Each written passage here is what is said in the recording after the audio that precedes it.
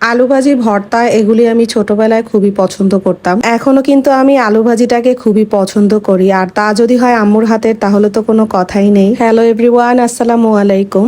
সবাই কেমন আছেন? আজকে সকালেও ঘুম থেকে উঠতে কিন্তু অনেক লেট হয়ে গিয়েছে। প্রতিদিন ভাবি তাড়াতাড়ি ঘুম থেকে উঠবো, কিন্তু তার হয়ে ওঠে না। বিছানাটাকে ঝেড়ে পরিষ্কার করে নিচ্ছি, কেননা এই কাজটা করে নিলে মনে হয় যে বাসার অর্ধেক কাজই কমে যায়। এরপরে সকালের নাস্তাও করে নিব।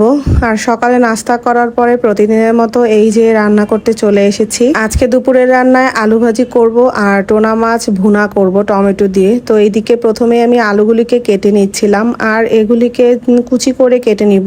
আলু ভাজি আমার বরাবরই খুব পছন্দের, আর তার সাথে আমার ছেলেও কিন্তু আলু ভাজি খেতে খুবই পছন্দ করে। আজকের আলু ভাজিটা আমি আম্মুর মতো করে করব। আম্মু সব সময় দেখি এইভাবে করে আলু ভাজি করে। আমি এদিকে সবগুলি আলুই কুচি করে কেটে নিয়েছি। তার সাথে মাছ রান্না করার জন্য টমেটো আর কাঁচামরিচও